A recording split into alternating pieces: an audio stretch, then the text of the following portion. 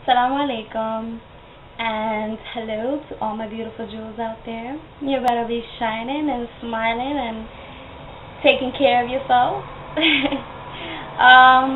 I just wanted to talk a little bit about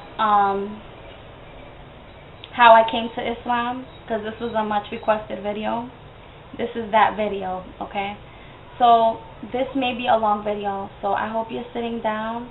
You're going to need the following things: Kleenex, tissue, a nice warm drink like hot cocoa or hot chocolate, or if you like coffee, whatever you fancy.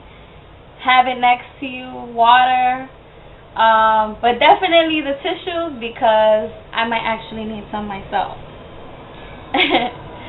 Alright, here we go. My background is, I've been living in New York City for 10 years, and this is a good and a bad place. I'm going to be honest. I have gone through my uglies and my goods in this place, in this very apartment. I have sustained through endless amounts of problems and worries, and I pretty much was going down the wrong path in my life. I was surrounded by people that were my friends, but they were not my friends. They were simply using me just to use me for whatever I had, my home, my money, whatever I could extend out to them. I was around them a lot because I wanted their friendship, but I did not understand at the time that what they were extending to me was all of their harmful vices. And it was very easy for me to pick that up because I was surrounded by it. And I thought that this was, it's kind of like saying like, oh, this is cool or whatever, but really you don't see it that way. You get like this tunnel vision, and you start to just be happy to just have someone to call a friend. Because once my status changed from doing what they were doing, and all of a sudden my financial status was changing, where I was not making the big bucks, I was down here, and no one was there to pick me up. And I started becoming very, very deep and very heavily abusing alcohol, abusing drugs, and nobody stopped me. Nobody came to me and said to me, you are destroying your life. Because these were supposed to be my friends. Now you may ask, where was my family? I had pushed them away so far that they were even afraid to come to me and say anything to me. I was very angry with them, and that's like a whole nother video, which is very deep and very personal, but at the time I had a lot of anger inside.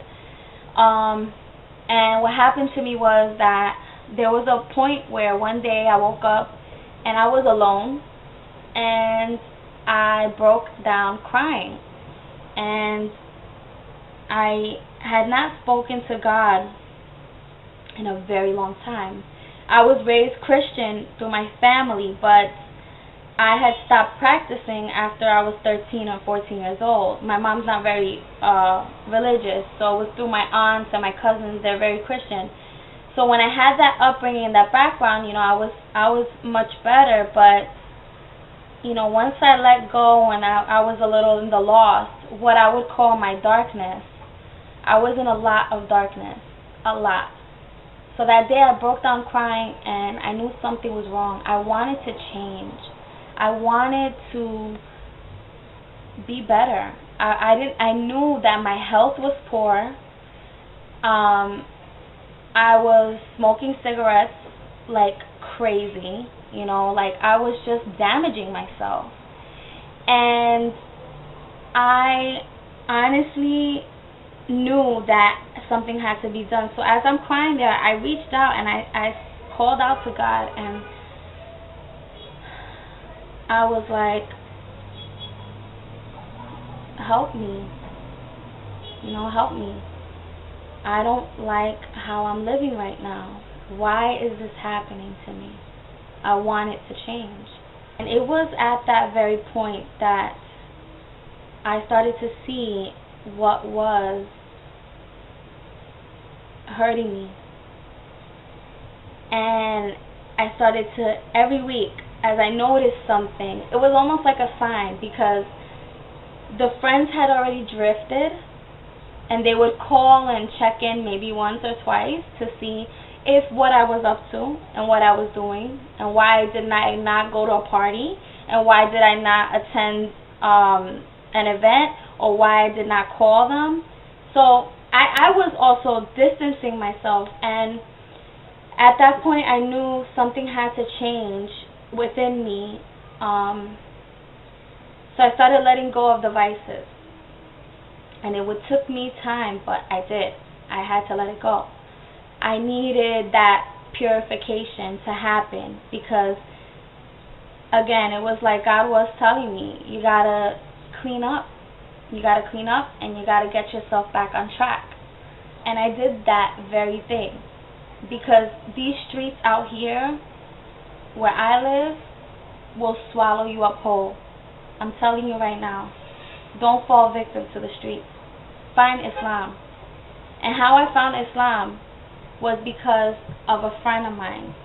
And there were always Muslims living and working around me, but I never went and asked them anything. I never questioned their belief or anything like that. And I, at that point, was talking to my friend, and at that point got my first Quran in Spanish. And it was that moment and that point that I was reading. I was going through comparative religion also in that point, because I was in this I want to find the truth kind of journey, this search. You get this like yearning from your heart where you want to fill in the gap, you want to close the hole, you want to find your purpose in life, because you wake up and you're like, there's a reason why I'm up, there's a reason why I have two eyes, there's a reason why I have two ears, there's a reason why I go to work in the morning, there's a reason why I eat what I eat.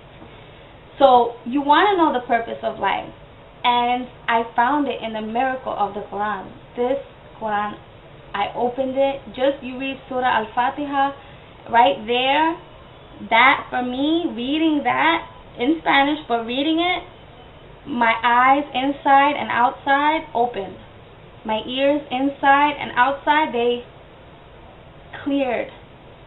I said, wow, this is what I've been looking for. This is exactly what saved me from the streets and from those bad friends and from all of those vices. And I'm so grateful, alhamdulillah, I'm so grateful that I found the right way, because I don't know what else there is after. I don't want to know anything else from the past anymore. I take it as like I learned from it. It was for me to learn from, and I move forward. Now I'm keeping it moving. I have a wonderful husband. I have my children. I am blessed, alhamdulillah.